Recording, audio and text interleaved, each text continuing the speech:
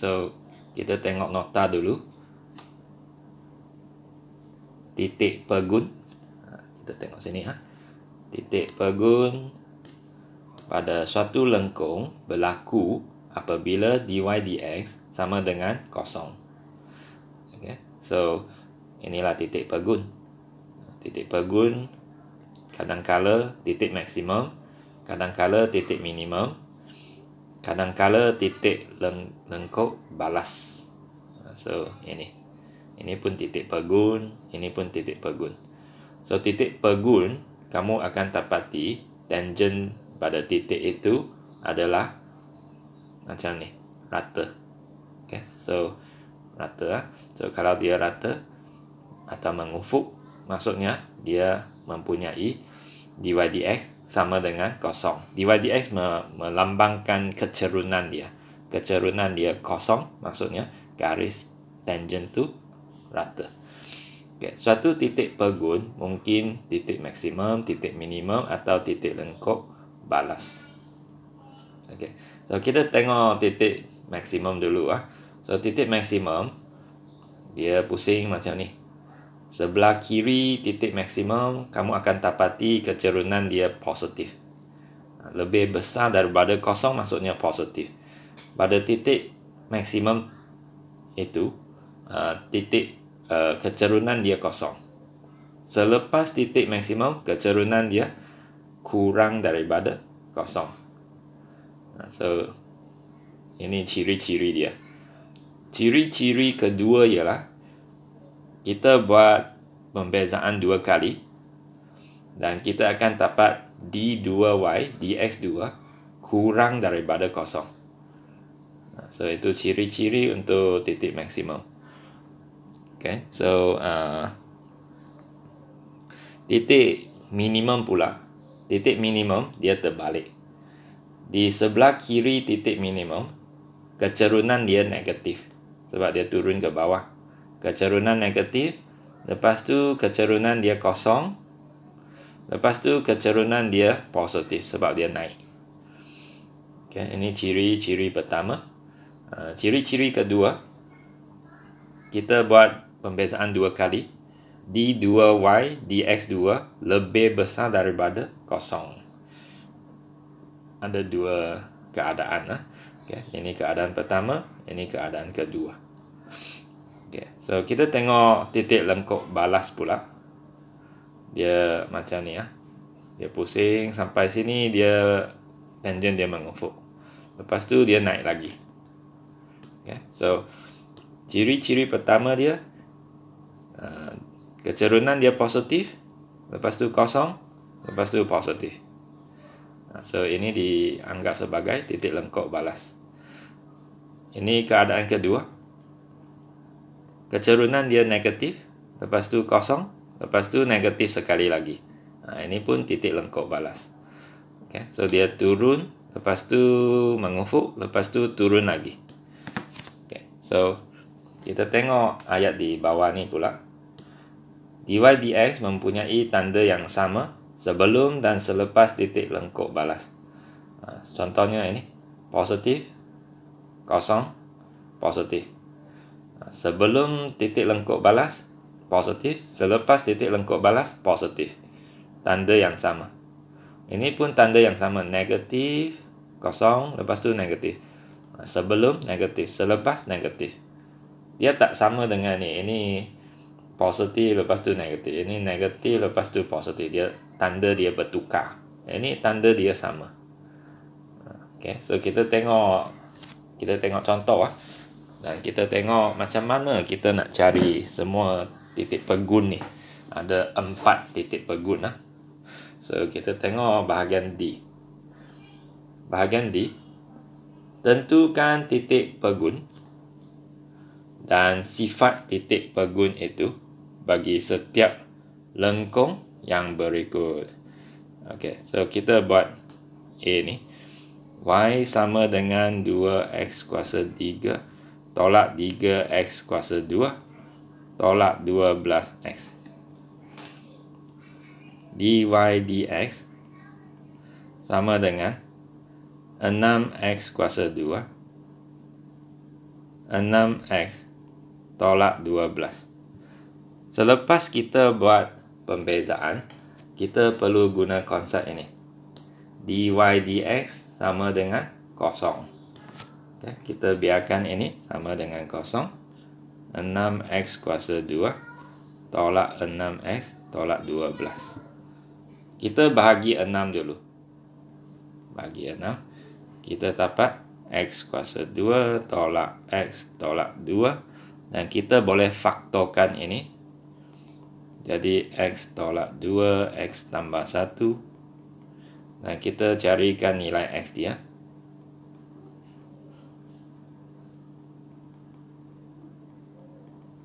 Okey, so selepas kita dapat nilai x tu, kita perlu carikan nilai y dia. Nilai y ya.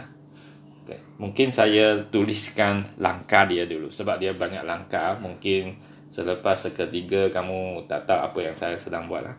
Okay, saya tuliskan langkah dia. Gunakan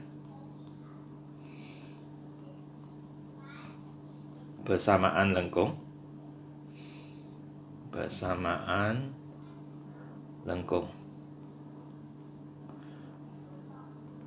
Y sama dengan fx. Lepas tu kamu bezakan. Bezakan. Dapat dy dx sama dengan f prime x. Lepas tu biarkan dy dx sama dengan kosong. Cari x. Guna x yang dicari untuk dapatkan y. Dan kita dapat titik pegun xy. Bila dapat titik pegun xy, selepas tu kita ada dua cara untuk sambung. Ada dua cara. Cara pertama, kita buat satu jadual.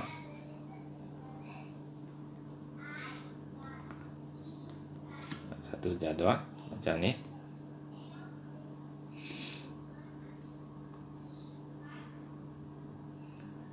Jadual macam ni. Titik x yang kamu dapat tu, dari titik pegun tu, kamu letak di tengah-tengah. Okay. So saya buat satu anak panah. Ini x ni letak di sini. Katakan ini saya panggil dia x1 lah. Katakan x1 lah. Dapat x1 letak di situ. Lepas tu di sebelah kiri dia kita ganti nilai yang kurang daripada x1. Di sebelah kanan kita ganti dengan nilai yang lebih besar daripada x1. Contohnya kalau x1 kita 2, ini kita boleh guna 1.9. Ini boleh guna 2.1 contohnya. Okay. Nilai yang kurang daripada x1 lah. Okay. Apa-apa nilai lah. Okay. So lepas tu kita guna nilai yang kita tentukan ni, ganti ke dalam dy dx dan cari dy dx dia. Dan kita tengok tanda dia. Yang tengah-tengah ni mesti kosong. Mesti kosong lah. Yang sebelah kiri dan kanan tu bergantung. Kalau kita ada positif, kosong, negatif, so maksudnya maksimum. Ya, maksimum lah. Sebabnya positif naik atas, kosong mengufuk, negatif turun ke bawah. Dan kalau kamu perhatikan bentuk dia macam maksimum. Okay. So kalau kita ada negatif, kosong, positif, kita panggil ni minimum. Sebabnya kita tengok negatif maksudnya turun bawah, kosong mengufuk, positif naik. Dan kalau kita tengok bentuk dia macam ni. Inilah minimum. Minimum. Okay. So keadaan ketiga, kalau kita ada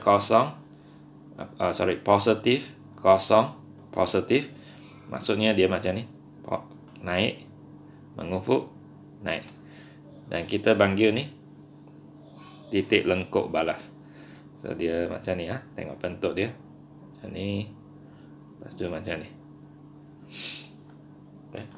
Ini titik lengkuk balas. Titik lengkuk balas.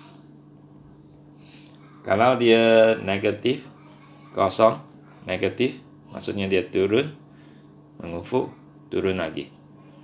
So ini pun titik lengkuk balas. Titik lengkuk balas. So kedua-dua ni titik lengkuk balas. So itulah dia. Ada 4 keadaan. Kita guna jadual untuk menentukan keadaan yang mana graf kita.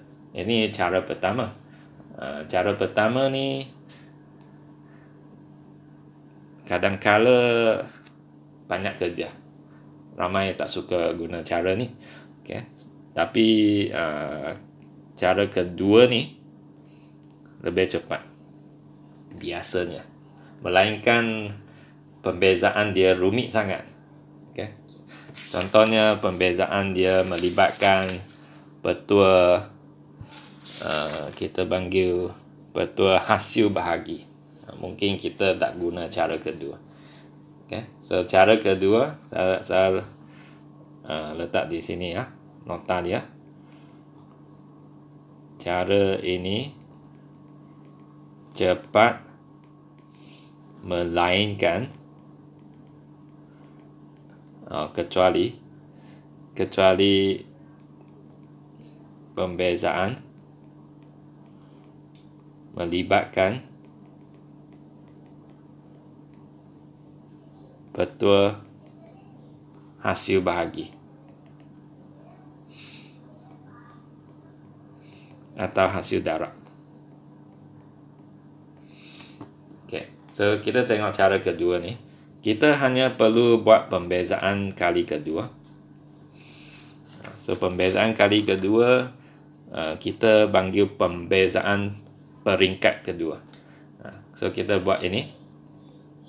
Lepas tu kita gantikan X1 ke D2Y dx2. Okay.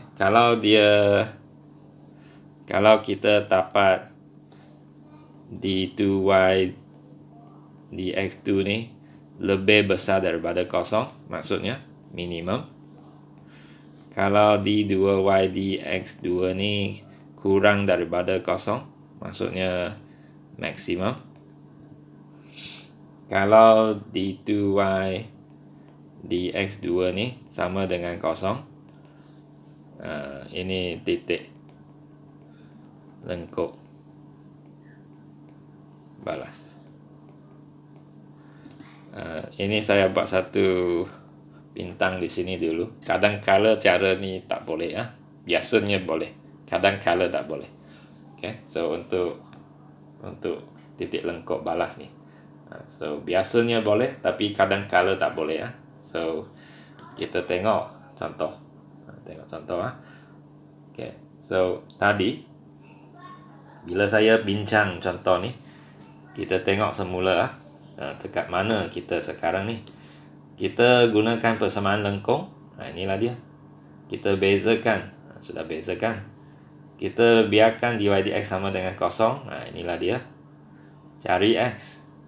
Okay, X sudah dapat. Okay, so kita berada di sini. Sekarang kita gunakan X yang dicari untuk dapatkan Y. Okay, dapatkan Y. So kita ada dua nilai X. nak dapatkan Y, kita guna persamaan ini. Persamaan ini ada Y di depan. Kita masukkan X ke dalam belakang. Masukkan 2 ni ke sini, sini dan sini, dan kita boleh dapat Y. Okay, so katakan saya panggil ni persamaan 1. Persamaan 1, saya gantikan X sama dengan 2 ke dalam persamaan 1. So saya kira Y sama dengan 2 kuasa 3, 3, 2 kuasa 2, 12 kuasa darab 2. Dan kita perlu kirakan ni. Okay, katakan ini kita masuk 2 dapat negatif 20. So bila dapat Y, inilah titik pegun. 2 negatif 20.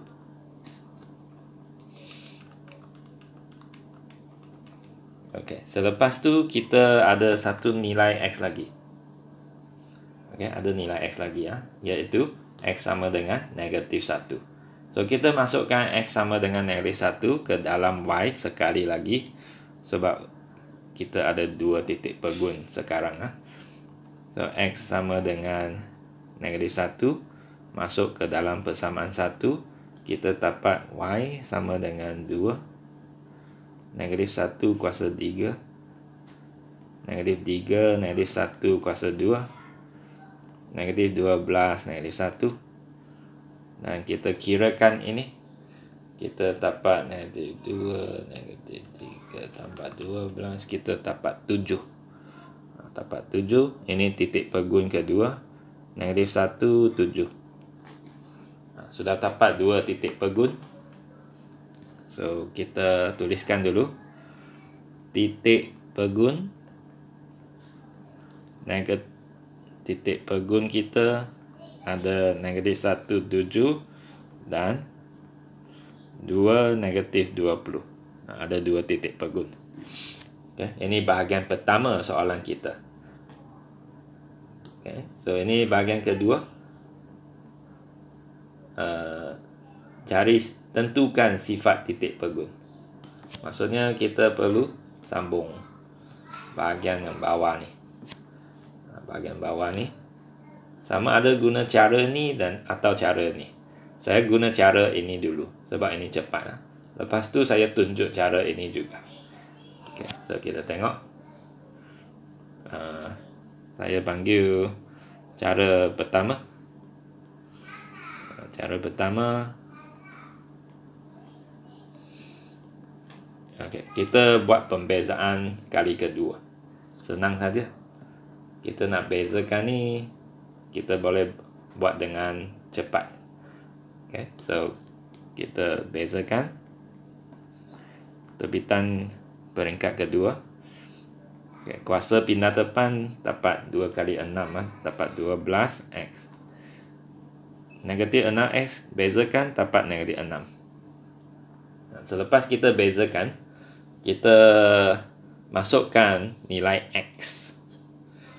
Kalau kamu tengok langkah, saya sudah tulis tadi di sini. Gantikan X1 ke D2Y dX2. Tengok dia lebih besar dari 0, kurang dari 0 atau sama dengan 0. Kita nak tengok tu. Okay, so kita ada 2 nilai. Ada 2 nilai X. Kita kena buat 2 kali. So X sama dengan negatif 1. D2Y dX2 sama dengan 12 negatif 1 negatif 6. Dapat 6. Lebih besar daripada 0. Maksudnya minimum. Okay, maksudnya negatif 1, 7 ialah titik minimum. Lepas tu masukkan X sama dengan 2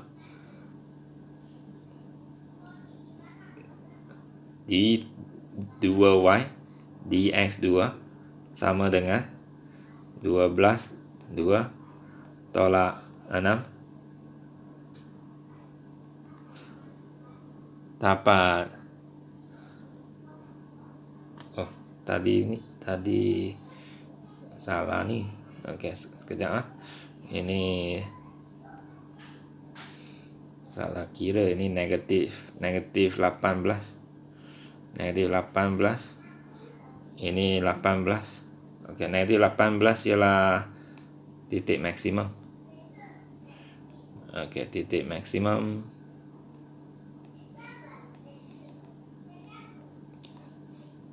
lebih besar daripada kosong. Lebih besar daripada kosong ialah minimum. Okey, so 2 negatif 20 ialah titik minimum. So sudah siap soalan ni. Banyak kerja. Kalau kita guna cara kedua. Cara kedua kita tengok cara kedua. Okey, caranya kita tengok lagi carta kita. Kita buat satu jadual. Buat satu jadual, tengok tanda sebelah kiri dan kanan tu, dan kita boleh tentukan. Okey, itu cara kedua. Okey, untuk X sama dengan negatif 1, kita buat satu jadual. Pembezaan peringkat 2 tidak diperlukan untuk cara kedua ni.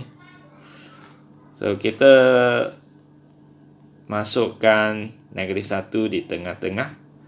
Di sebelah kiri, kita perlu menentukan satu nilai yang lebih kecil daripada negatif 1.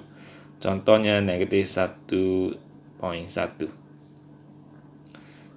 Sebelah kanan lebih besar daripada negatif 1. Contohnya negatif 0.9. Okay. So, apa-apa nilai lah yang lebih kecil. Okay. Sedikit lebih kecil daripada negatif 1 lah. Dan sedikit lebih besar daripada negatif 1. Dan kita masukkan nilai yang kita tentukan ni ke dalam dy dx. Maksudnya sini. Kita masukkan ke situ. So, saya tekan kalkulator terus. Saya nak cari nilai dia. Masukkan negatif 1.1 ke dalam, dan kita dapat 1.86. Maksudnya ini positif, ini kosong lah. Okay. So kita masukkan negatif 0.9, dapat negatif 1.74. Ini negatif. So kalau kita dapat positif, kosong, negatif. Positif maksudnya naik, kosong macam ni, negatif turun. So maksudnya negatif 1, 7 ni titik maksimum. Titik maksimum sebab bentuk dia memang pusing macam ni ini maksimum. So sama dengan tadi. Tadi pun kita dapat titik maksimum juga. So sini. Ini dapat titik maksimum. So, ini pun sama titik maksimum. Okay. Untuk nilai X kedua, 2 negatif 20 ni, kita buat lagi satu jadual.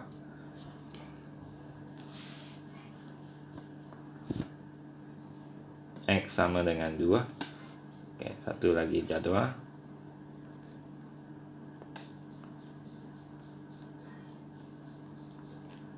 Sini X, sini dy dx. 2 di tengah-tengah, ini 1.9. Lebih kecil daripada 2.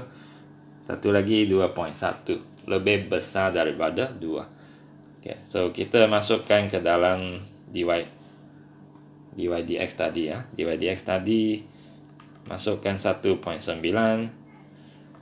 dapat negatif 1.74. Ini dapat kosong lah. Ini 2.1 pula.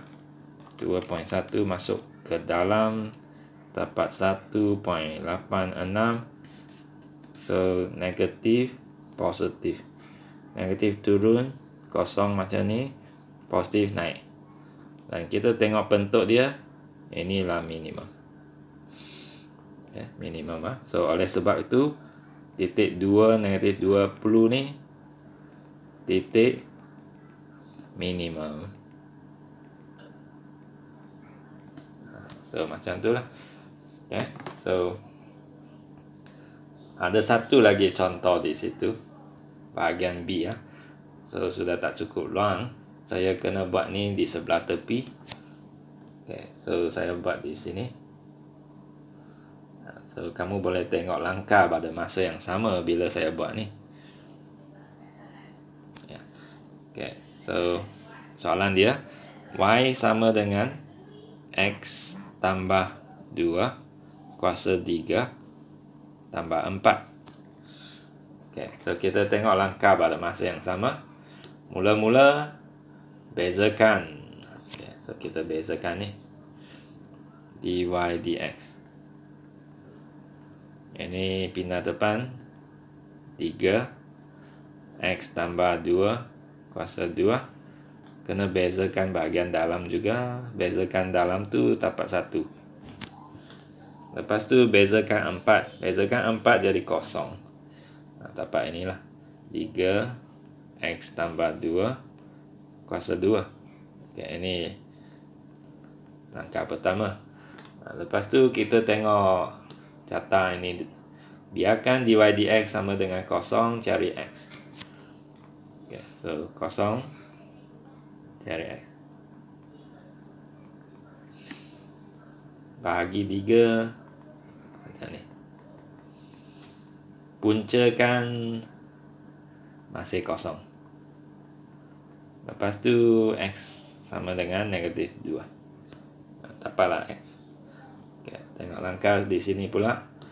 Gunakan X yang dicari untuk dapatkan Y. So gunakan X ini masuk ke sini, dapatlah Y.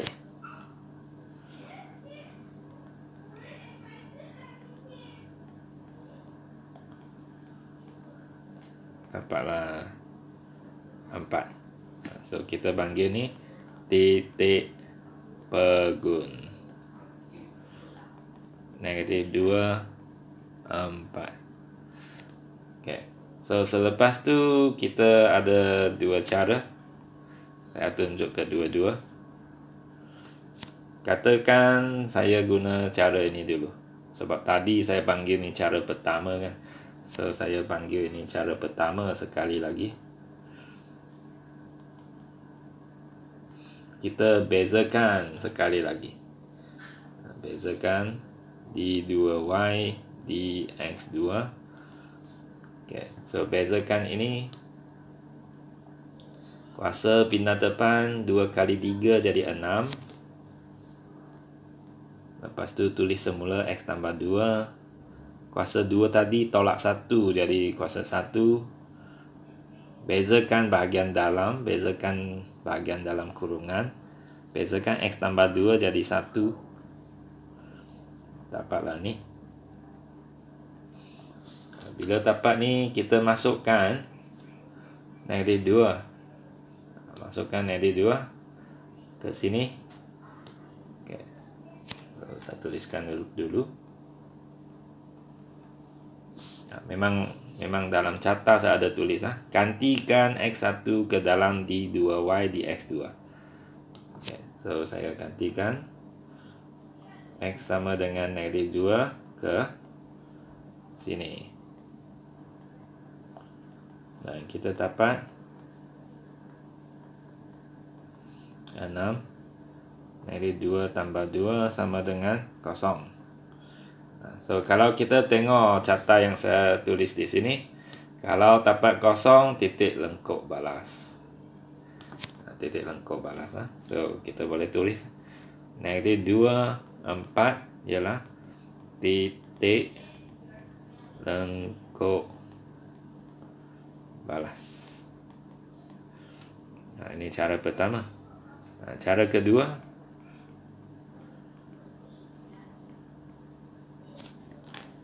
bina jadual. Cara kedua di sini. Macam ni ya, semua ni ya. Okay, buat satu jadual macam ni.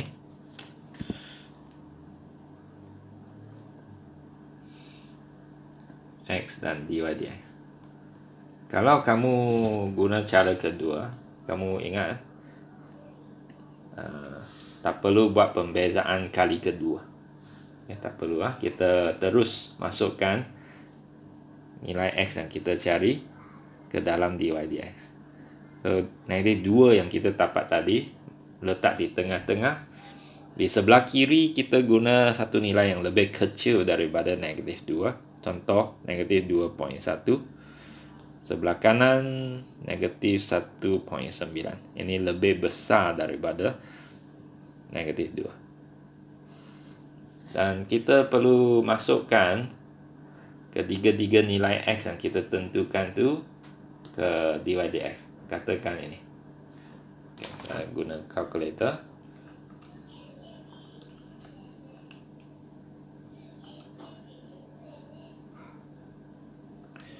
Dan saya masukkan negatif 2.1.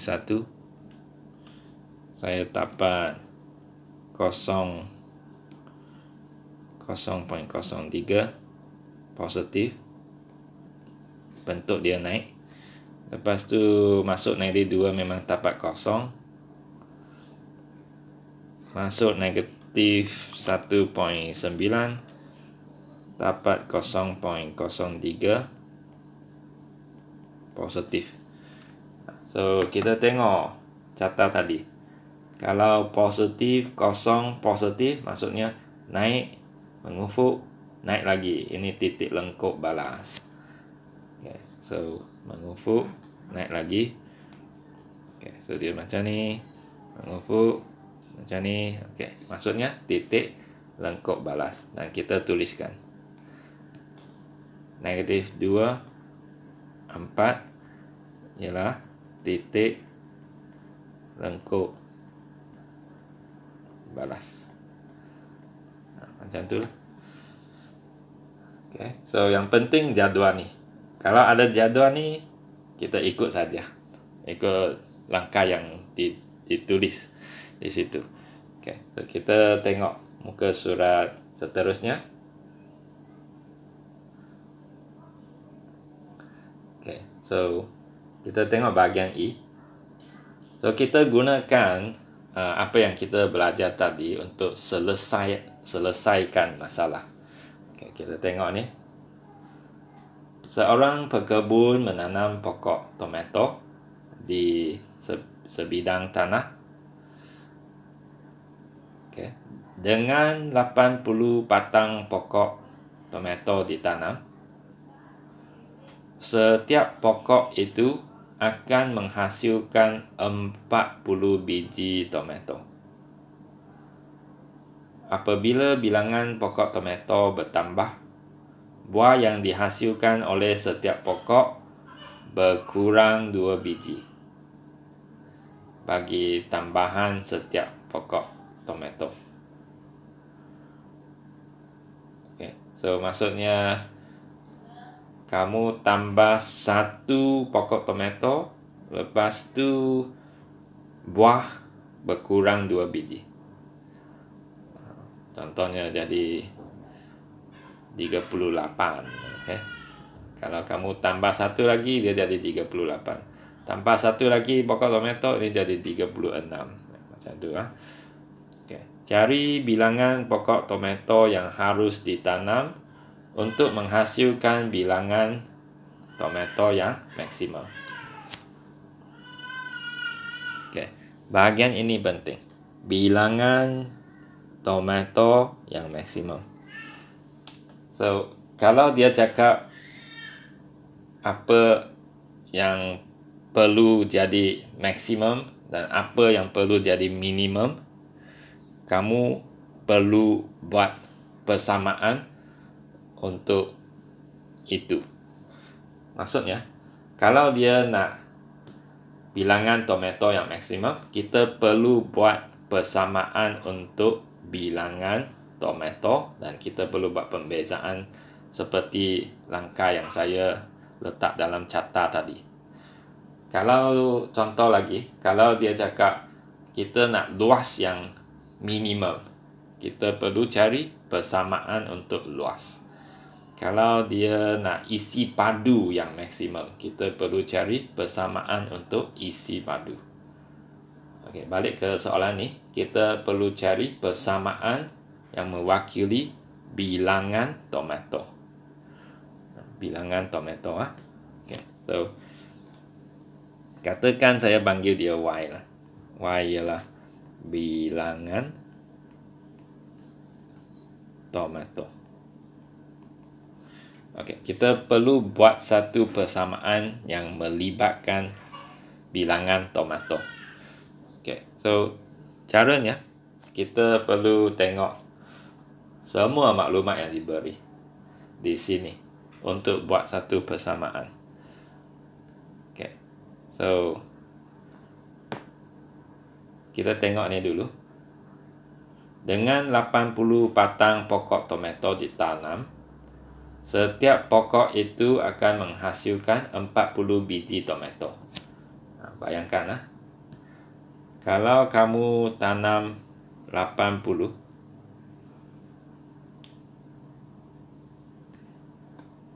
setiap pokok tomato akan menghasilkan 40. Okay. Saya buat macam ni. Ini 80 ni bilangan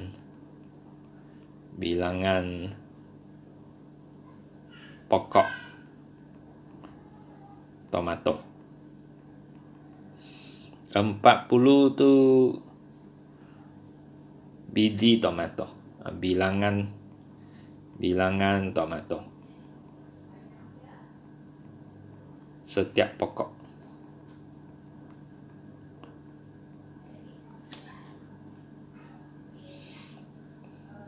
Okay. So selepas tu dia cakap macam ni.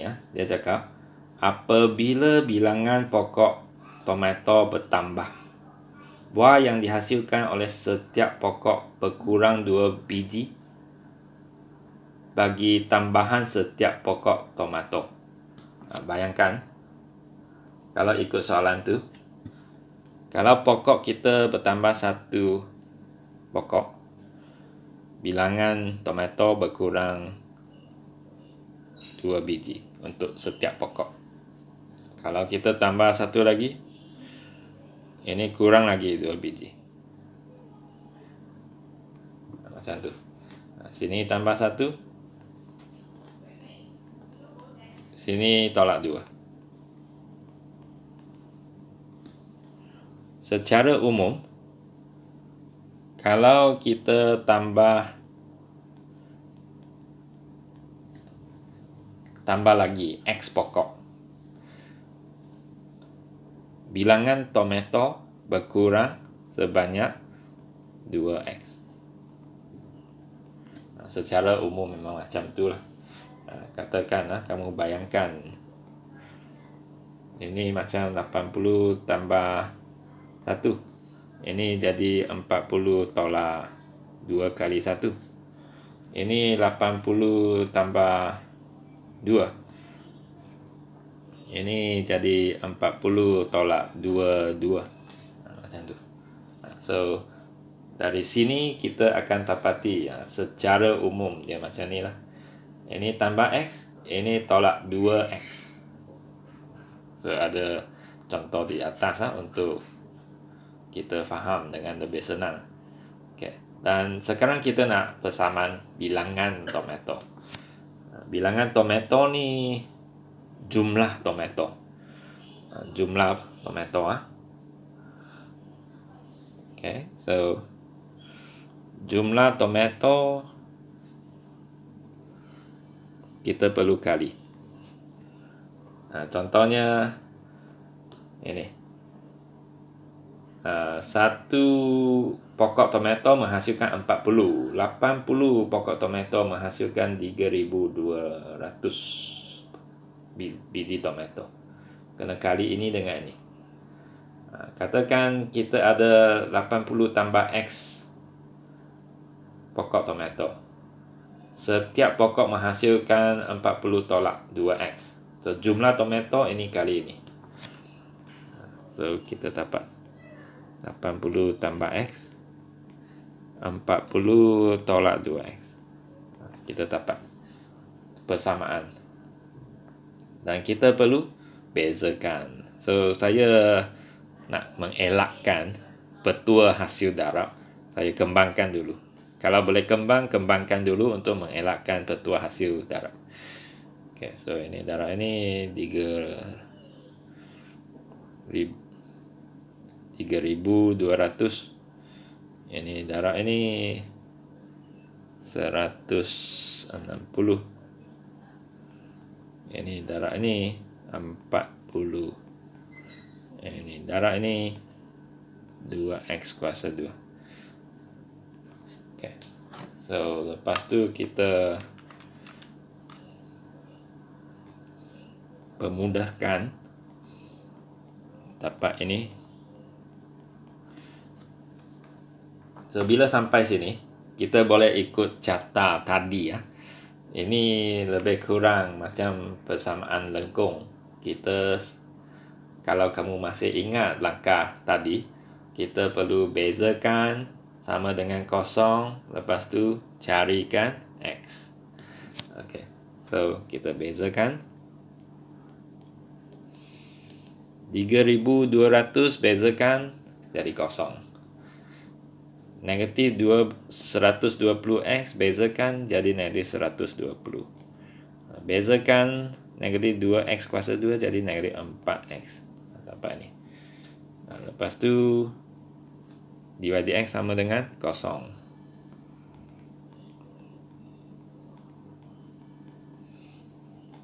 Okay, lepas tu 4x sama dengan negatif 120, x sama dengan negatif 30. Okay. Selepas tu, kalau kamu masih ingat langkah tadi, selepas kita cari x, kita perlu cari y untuk dapat titik pegun. So kita cari y sekarang. Okay. So kita cari y. Y sama dengan, katakan saya masuk ke sini persamaan 1 ni. Okay. Cari y, bilangan tomato. Oh, tak perlu cari y lah. Saya tengok soalan. Saya dapati dia pun tak tanya y. Y maksudnya bilangan tomato.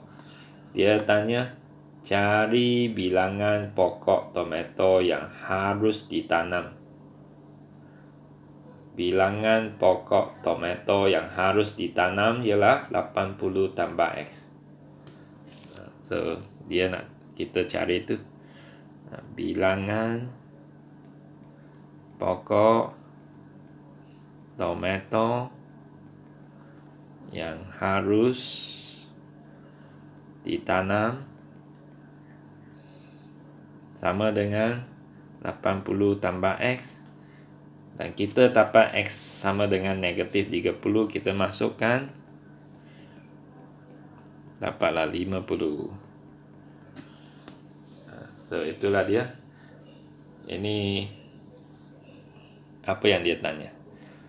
Mungkin kamu akan fikir, macam mana saya tahu bila saya biarkan divide x sama dengan kosong, macam mana saya tahu ini maksimum ke minimum ke titik lengkup balas ke, macam mana kita nak tahu? Sebelumnya tak tahu lagi. Ya. Okay. So kalau kamu nak tahu, kamu perlu buat pembezaan kali kedua untuk tentukan. Okay. Tapi kalau kita ada 1x sahaja dan soalan dia tanya maksimum, ini memang akan jadi maksimum punya, sebab dia 1x saja. Kalau kita dapat dua nilai x kan, mungkin satu maksimum, satu minimum. So kita perlu tengok yang mana sesuai diguna. Ini kita dapat satu nilai x saja. Ini memang maksimum. Okay. Kalau kamu tak mau tentukan dengan pembezaan kali kedua, sebenarnya tak apa. Okay. So D2Y dx2. Kamu tengok kita bezakan ni kali kedua. Bezakan ini bezakan negatif 120 jadi kosong, bezakan negatif 4x jadi negatif 4. Ini kurang daripada kosong, maksudnya maksimum. Okay. So itu langkah tambahan. Tak ada markah tambahan biasanya, melainkan dia ada 2x yang diperolehi lah daripada bahagian ini. Dan langkah ni memang perlu. Kalau ada 1x saja, langkah ni sebenarnya tidak perlu. Okay. Memang ini akan menjadi maksimum sebab soalan hanya tanya maksimum saja. So memang ini akan jadi maksimum. Dan lepas tu kita tengok apa yang dia tanya, kita jawab. Okay, apa yang dia tanya. Dia nak bilangan pokok maksimum yang harus ditanam, kita jawab macam tu lah, 80 tambah x lah. Kalau dia nak bilangan tomato, kita cari y. Kalau dia nak bilangan tomato setiap pokok, kita cari ni 40 tolak 2x. Tengok apa yang dia tanya. Okay, so memang kena buat banyak latihan untuk biasakan diri dengan soalan macam ni. Tak senang sebenarnya.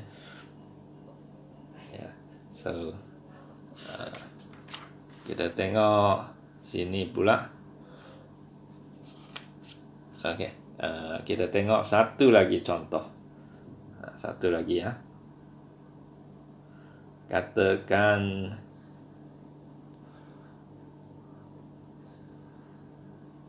ini soalan 3. Nampak lebih susah. Kita tengok yang susah punya. Okay. Sebuah kon terterap dalam sebuah sfera yang berpusat O. Inilah dia. Dan berjejari 10 cm. Jejari tapak dan tinggi kon itu masing-masing ialah R cm dan H cm. So perlu berhati-hati bila dia cakap macam ni. 10 cm tu ialah jejari sfera. Ini 10. Jejari kon di sini. Sini sampai sini ini A. Lepas tu H ialah sini. Itu H. Sini sampai sini H. Okay. So bahagian A, tunjukkan bahawa A kuasa 2 sama dengan ini. So A kuasa 2 20H tolak H kuasa 2. Okay. So kalau saya tengok ni, apa yang saya tengok ialah ada satu segitiga tegak di situ. Sebab sini 90 darjah. Okay, 90 darjah. Dan sini sampai sini nak cari ni, kita perlu tengok atas dulu. Atas 10 jejari sfera. Bawah ni H tolak 10. H tolak 10 So kalau macam tu kita boleh guna Pythagoras, teorem Pythagoras. Okay, so A1 A kuasa 2 sama dengan 100 kuasa 2 tolak H tolak 10 kuasa 2. Bukan 100 10 kuasa 2. Okay, lepas tu kita kembangkan baru dapat 100. Ini pun kembangkan H kuasa 2 tolak 20H tambah 100. 100 tolak H kuasa 2 tambah 20H tolak 100. Ini hilang. 20H tolak H kuasa 2. Dapatlah. Okay, bahagian 2. Tunjukkan bahawa isi badu kon diberi oleh itu. Isi badu kon, perlu ingat formula dia. Isi badu kon sama dengan 1/3 pi A kuasa 2 H. Dan kita masukkan A kuasa 2 yang kita dapat dari bahagian 1 ke situ. Kita dapat 20H tolak H kuasa 2 H lagi. Kembangkan 20 H kuasa 2 H kuasa 3.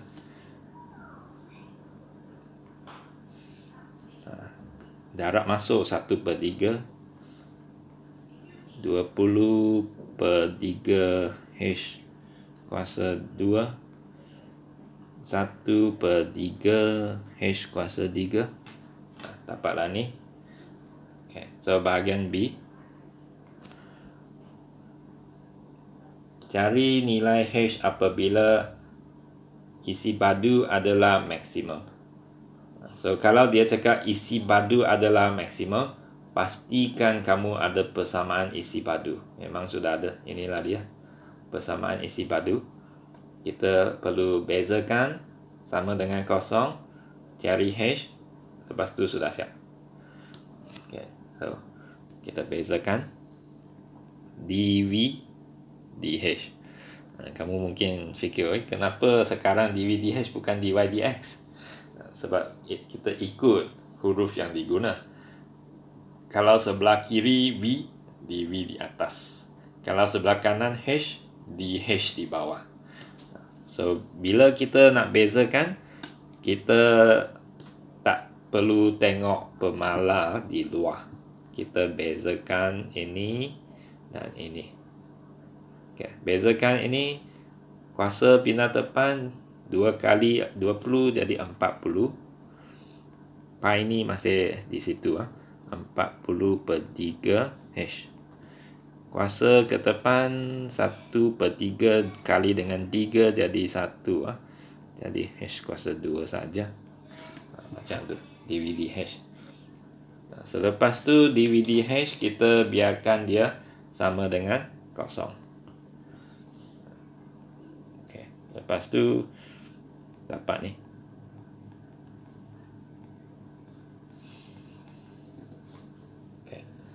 Lepas tu kita bagi pi pula. Bagi pi. Pi sudah hilang.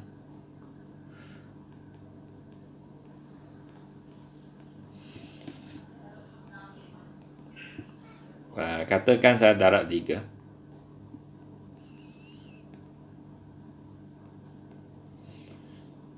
Faktorkan.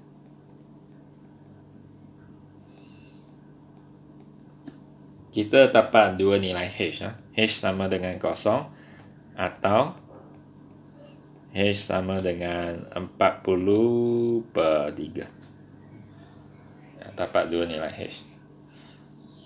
Okay. So yang mana maksimum, yang mana minimum, kita perlu buat pembezaan peringkat kedua untuk tentukan. Mungkin H ni menyebabkan maksimum atau mungkin H ni menyebabkan maksimum. Kita tak tahu lagi. Kita perlu bezakan dua kali. Tapi secara logik ini memang tak boleh lah. Kalau tinggi dia kosong, ini sfera ni sudah jadi tak ada ketinggian. Kon ni pun tak ada ketinggian. Okay, ini memang tak boleh diguna lah. Tapi saya buat jugalah langkah dia. Okay. So seperti biasa kita bezakan kali kedua D2V DH2. Bezakan. Okay. Pi ni biarkan di situ. 40/3 tolak 2H. Okay. So kalau kita masukkan kosong ke dalam D2V DH2 ni, jadi macam ni. Dan kita dapat 40/3 pi. Ini lebih besar daripada kosong, maksudnya ini minimum. Minimum kita tak mau, sebab soalan dia cakap nak maksimum. So kita masukkan H sama dengan 40/3. Ini memang maksimum lah.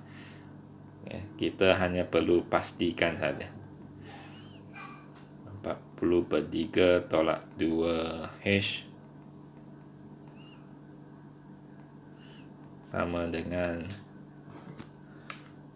40/3 tolak 80/3, dapat negatif 40/3 pi. Ini kurang daripada kosong, maksudnya ini maksimum. So oleh sebab itu kita dapatlah nilai H. H kita ialah 40/3. So macam itu sajalah. So ya, kalau soalan kita dia tanya, kalau lah memang soalan ini dia tak tanya, kadang-kala dia tanya, carikan isi padu maksimum tersebut. So kalau dia tanya macam tu, saya buat ini sebagai tambahan. Carikan isi padu maksimum. Kalau dia tanya macam tu. So kalau dia tanya macam ni, kita perlu masukkan H ini 40/3 ke dalam persamaan isi padu. Katakan ini, atau ini pun boleh. Masukkan ke sini lah, katakan. So kita buat macam ni. V sama dengan pi 20/3 H kuasa 2 tolak 1/3 H kuasa 3, dan kita kirakan, katakan saya kirakan ini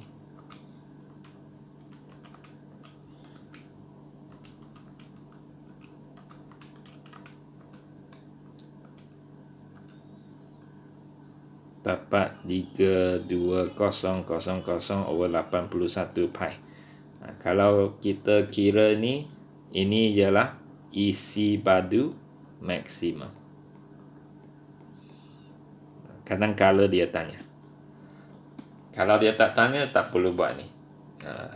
Buat sampai sini saja. Kalau dia tanya, kita buat sampai sini. So ini memang lebih kurang macam carta alio tadi ya. Sudah cari X, cari Y pula. Lebih kurang macam itu. So lepas tu XY tu jadi titik pegun, tapi sini kita tak perlu hirau itu titik pegun tu. So macam tu sajalah untuk bahagian ini.